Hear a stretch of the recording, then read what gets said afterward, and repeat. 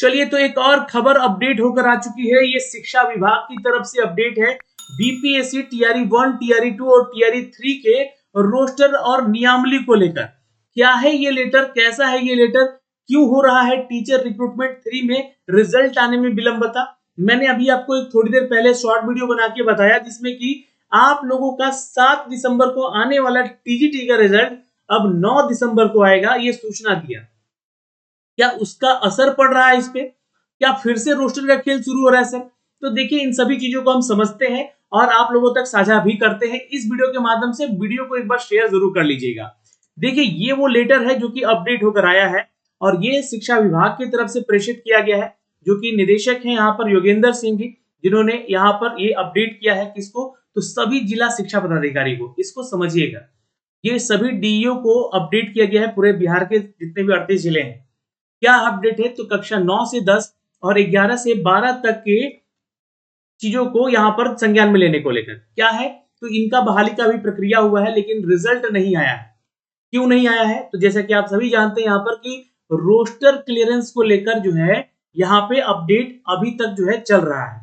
इसी मामले में यहाँ पर जो है आगे कोई समस्या ना आ जाए, क्योंकि क्या है कि 16 दिसंबर से लेकर जो है 31 दिसंबर तक आप लोगों का डीवी और काउंसलिंग होना है। ठीक है। अब देखिए, मैंने इससे पहले एक वीडियो बनाया जिस वीडियो में आपको ये अपडेट किया कि कुछ सीटों की संख्या बढ़ सकती है, लेकिन कुछ असामाजिक लोग जो है यहाँ पर उस पर कमेंट कर रहे हैं कि तुमने तो बोला था कि सीट बढ़ेगा नहीं। तो भाई, वो सीट वीडियो जाके फिर से देखो। मैंने वहां कहा था कि बैकलॉग की सीटें नहीं जोड़ी जाएंगी अब, क्योंकि टीआरई 3 में ऑलरेडी बैकलॉग की सीटें जोड़ी गई हैं और वही सारी चीजें हुई भी हैं। खैर, मुझे उन लोगों के कमेंट पे थोड़ा सा हंसी भी आता है, क्योंकि पढ़ने लिखने के बावजूद भी इतना अपशब्द बोल देना ये एक टीचर को तो शोभा नहीं देता। मुझे लगता है कि वो कहीं ना कहीं किसी और माध्यम से, सोर्स से आकर यहाँ पे कमेंट कर रहे हैं। खैर, उनकी बातों को दरकिनार करते हुए इस न्यूज पे आते हैं और जो विषय है उसको समझते हैं यहाँ पे। तो विषय क्या है? तो विषय यहाँ पर बोला जाए कि माध्यमिक यानी कि 9 to 10 और उच्च माध्यमिक यानी कि 11-12 विद्यालयों में बिहार लोक सेवा आयोग के द्वारा टीआरई 3 के तहत नियुक्त हेतु उपलब्ध कराए गए आरक्षण रोस्टर पंजी को पुनः नियमानुसार समाशोधन या फिर परामर्जित करने का संबंध में। तो इसको क्या फिर से सर समाशोधन किया जाएगा? 9 to 10 का या 11-12 का फिर से रोस्टर फिर से तैयार किया जाएगा। तो उसी के बिहाफ में ये चीजें समझाई जा रही है। किसके द्वारा? तो ये जो है हमारे योगेंद्र जो कि सिंह जी हैं, यहाँ पर निदेशक हैं, उनके द्वारा क्या बताया जा रहा है सर? तो ये शिक्षा विभाग का एक आदेश है कि विषय आपसे अवगत है कि जो बिहार राज्य में विद्यालय अध्यापक की नियमावली 2023 चल रही है, इसी के अनुसार टीआरई 1 हुआ, टीआरई 2 हुआ और टीआरई 3 भी हुआ, जो कि अभी प्रोसेस में है।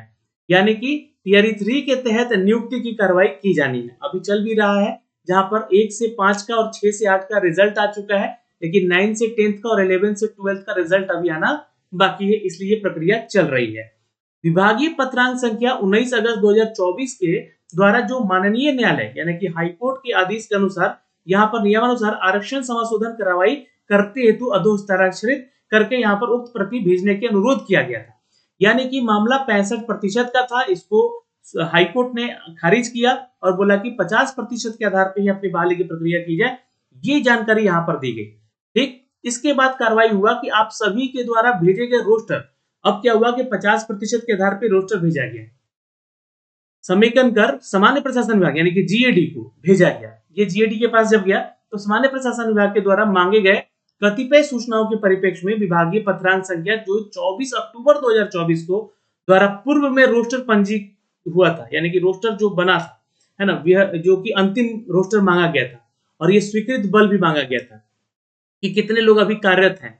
ठीक है, और कोटिवार भी मांगा गया था। कोटिवार कहने का मतलब है कि कैटेगरी वाइज, है ना, कि कितने अभी कार्यरत हैं यहाँ पर टीचर। टीआरई 3 के हेतु उपलब्ध रिक्तियां की मांग की गई। आप लोगों ने दिया यह चीज जानकारी और आपके द्वारा उपलब्ध कराए गए सूचनाओं को समेकन कर सामान्य प्रशासन विभाग को भेज दिया गया। यानी कि ये मामला क्या चल रहा है, इससे समझ में आ रहा है, ये मामला चल रहा है एक इंटरनली ऑफिशियल लेटर है। ये उन सभी डीईओ को लिखा जा रहा है कि आप लोगों ने ये ऐसा काम किया है, हमने ये चीजें मांगी, आप लोगों ने ऐसे दिया। ठीक, ये टीआरई 1, टीआरई 2 और टीआरई 3 के द्वारा उपलब्ध कराया गया। सूचनाओं के आलोक में सामान्य प्रशासन विभाग के द्वारा जिलावार और विषयवार आरक्षण समाशोधन की पुनः गणना की गई। और आपको मैंने याद होगा कि एक वीडियो भी बनाया था जिसमें कि आपको अपडेट किया था कि रोस्टर को रिटर्न किया गया।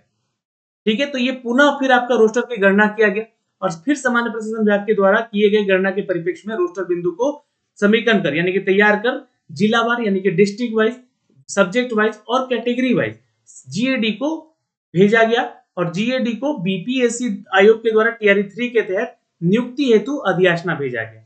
मतलब कि जीएडी ने बीपीएससी को भेज दिया कि आप इस पे नियुक्ति करवाइए। ठीक, अब यहाँ पे जो है आप लोगों का अपडेट अंततः क्या कहा जा रहा है कि इस पत्र के साथ जो विषयवार यानी कि सब्जेक्ट वाइज, डिस्ट्रिक्ट वाइज और कैटेगरी वाइज जीएडी के द्वारा यानी कि सामान्य प्रशासन के विभाग के द्वारा उपलब्ध कराए गए आरक्षण समाशोधन संबंधित समेकन को भेजते हुए निर्देश दिया गया है कि जीएडी निर्देशानुसार वर्ग 9 से 10 और 11 से 12 का आरक्षण समाशोधन को जिला पदाधिकारी के परिमार्जित समाशोधन कराते हुए 1 सप्ताह के अंदर। मतलब कि ये सारी चीजें जो आप भेजे हैं जीएडी को, ठीक है, और जीएडी जो बीपीएससी को भेजा, तो ये जो है आप लोग का मतलब जितना भी रोस्टर समाकेशन हुआ है यानी कि जितना भी रोस्टर बनकर तैयार हुआ है, इन सबको अपने जिला पदाधिकारी यानी कि जो भी डीएम है आपके जिला के, उनसे हदोसाजिर यानी कि परिमार्जित करवाए, यानी कि 1 हफ्ता के अंदर ये आपको प्रति भेजना सुनिश्चित करना है। यानी कि अब जो भी जिम्मेवारी है ये डीएम के हाथ में है कि ये चीजें हम लोग जो है डिस्ट्रिक्ट वाइज वैकेंसीज हैं 9 to 10 में, 11 12 में, और उनका विषयवार है यानी कि सब्जेक्ट वाइज है वैकेंसी है, और यहाँ पे कैटेगरी वाइज है। ये सब कुछ तैयार है, ओके है, ये आप भेज रहे हैं और इसकी प्राथमिकता दिया जाए, ये जानकारी यहाँ पर दी गई है। तो इससे जो है आपके टीआरई 3 के रिजल्ट पे कोई असर नहीं पड़ रहा है। पहली चीज मैं आपको बता दूं, जो छात्र ये सवाल पूछ रहे थे, तो उनका रिजल्ट पे कोई असर नहीं पड़ रहा है। 7 दिसंबर को आपका रिजल्ट आना था, लेकिन अभी ये रोस्टर जो है अभी तक अपडेट नहीं किया गया वेबसाइट पे, इसलिए 7 दिसंबर को वेबसाइट पे रोस्टर दिया जाएगा 9th का, फिर 9 दिसंबर को रिजल्ट दिया जाएगा, फिर 11 या 12 दिसंबर तक जो है पीजीटी का भी यहाँ पे रोस्टर देकर 15 दिसंबर तक एनी हाउ उनका भी रिजल्ट प्रकाशित कर दिया जाएगा। और जो बढ़ी हुई सीटों के बारे में मैं जानकारी दे रहा हूँ, वो कोई बैकलॉग की सीटें नहीं है, वो पुरानी वैकेंसीज की सीटें इसलिए जोड़ी जा रही हैं, कारण उसके पीछे अगर मैं बताने बैठ जाऊं तो ये वीडियो छोटा पड़ जाएगा, लेकिन आप लोगों को समझ अगर है तो उसको समझिए कि जो 50% रोस्टर पे वैकेंसी आया, उस वैकेंसी में बहुत सारे ऐसे कैटेगरी हैं जहां पर सीटों की संख्या 0 हो गई। आप समझ नहीं सकते हैं यहाँ पर कि बहुत सारे ऐसे कैटेगरी जैसे ईडब्ल्यूएस में ही सीटें घटी हैं। आप कैलकुलेट करके देखिए सारे सीटों को। आप अगर बोलिएगा कि नहीं घटा है तो फिर आप बोलिएगा जो बोलिएगा सो। यहाँ पे आप उसको देखिए, चेक तो कीजिए एक बार, सीट घटा ईडब्ल्यूएस में, तो उन सीटों को देना होगा यहाँ पर, क्योंकि मान लीजिए कोई टीचर सेलेक्ट हो जाता है उस विषय का, उस कैटेगरी से, तो कहाँ जाएगा फिर, किस विषय को पढ़ाएगा, किस विषय का टीचर कहलाएगा जब वहां पे सीट ही नहीं होगी। और ऐसे ही बहुत सारे ऐसे विषय हैं जहां पर यूआर कैटेगरी में या एससी एसटी कैटेगरी में सीटें 0 हो गई। तो अब ये सोचना पड़ेगा, आपको विचारना पड़ेगा, इसको बहुत ही गहनता समझना पड़ेगा। ये रोस्टर ऐसे तैयार नहीं हो जाता है। और जो लोग फालतू के कमेंट कर रहे हैं, मैं उनको थोड़ा सा बोल दूं कि भाई अपना ज्ञान प्लीज अपने पास रखिए, कमेंट करने की क्या जरूरत है। आपके कमेंट करने से तो कुछ बदल नहीं जाता, वो तो ऑटोमेटिक वहां से डिलीट हो जा रहा है। ठीक है, तो फिलहाल इस वीडियो में इतना ही। जय हिंद, जय बिहार।